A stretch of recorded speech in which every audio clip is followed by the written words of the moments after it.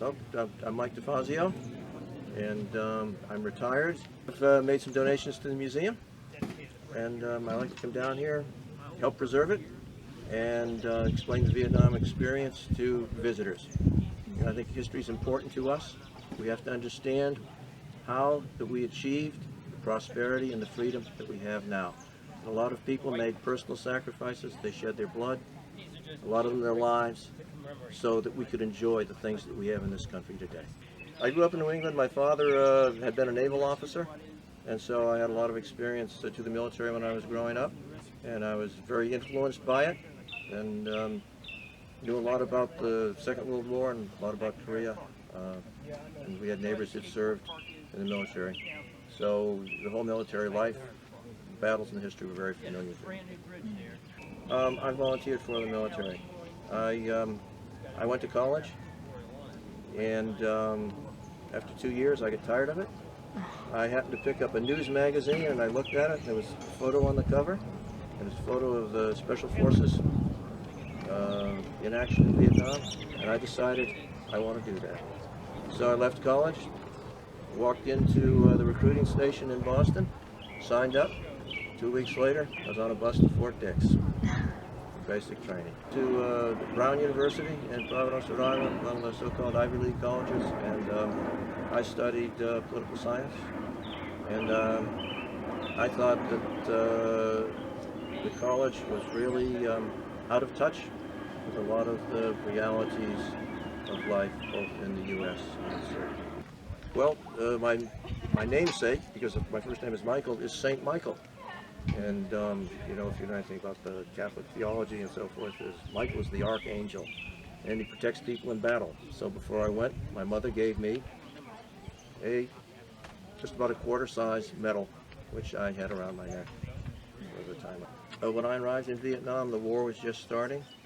We flew into the major air base in Saigon, the capital, and there was nothing there. We landed, we got off the plane, we had our gear, we stood there, a Jeep drove out, there was an officer with his driver, he took our orders, he drove away, and in the distance another plane, saw a plane coming, circling, it landed, taxied over to where we were. The team we were replacing got off, they stacked their weapons, they put their gear on the plane, we took our gear, put it on their plane, picked up their weapons, got on the plane, and we were off. It was just that simple. I was shot in the chest. Well, I was operating with a small unit because we just did small unit operations. It's about 50 men, and early in the morning we got involved in a battle, and we were greatly outnumbered. We took a lot of casualties. I was shot. It was basically a Vietnamese unit. I was with another American. We were advising the Vietnamese. And I called out to two of the Vietnamese that I'd been hit, and they came over to me and they were dragged me to the rear. Reinforcements were moving up at that time. There were other Vietnamese forces. They had American advisors with them. One had a radio. He radioed for medical evacuation. The call sign is dust off. Call for dust off, which stands for direct, unconditional support to our fighting forces. So all the words in Army lingo all have meanings. And they got a chopper in to pick me up under fire and took me to the field hospital. When I arrived at the field hospital, the doctors later told me I had less than 5 minutes to live because of internal bleeding. Well, when you're young, you think you're going to live forever. So a month later, I was back at my post and finished my tour. But there's a very interesting story here. When I get back to post, someone had taken my uniform that I was wearing, which is like the one that's in the museum there, and they'd mended the bullet holes, washed it, put it there, and on top of it, there was a little name card. And I picked it up and I looked at it, and it said, "You've been medically evacuated by Captain Robert Barrett, dust off 30. And I thought, well, this is really cool. Here we are in the middle of a war, and here's a guy, the helicopter pilot, he's handing out name cards like he's at a cocktail party. And so I put it in my pocket. Later, discharged from the Army, gone with my career. Years later, I'm going through things and getting rid of them, and I discover the uniform with the name card. And so it's some of the things I donated down here to the museum. So I brought the name card down. Bill saw it. Bill said, "Let me see that." He looked at it for a minute. He made some notes and he handed it back to me. And this is 45 years after the event. That night I get a call from Bill. Bill says, "Bill Fields, he's down here at the museum, one of the curators. He says, I found it." I said, "Found who?"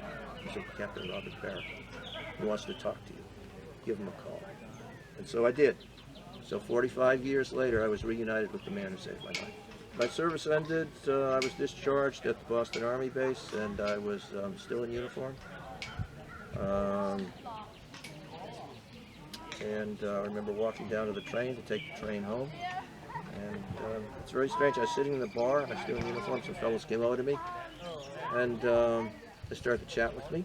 And they said, "Where are you from, Sarge?" And I said, "Well, you know, I'm from this area. I live 12 miles." And they looked at me for a minute, and they said, "Well, why do you talk like that?"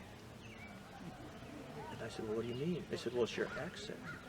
Well, in my unit, I was the only person from north of the Mason-Dixon line, which is originally a survey line that was made during colonial days, separating basically Pennsylvania from Maryland.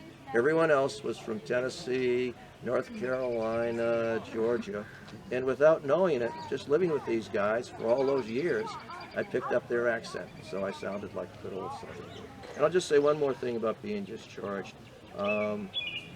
After I get out, I just left it behind me and never talked about it, because you didn't talk about Vietnam.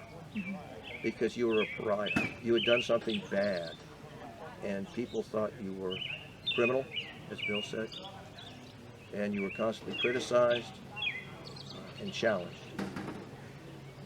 And who, having made the sacrifices that we did, wants to be treated like that? So you just put it out of your mind. My message for the teenagers is to be thankful that you live in the United States of America.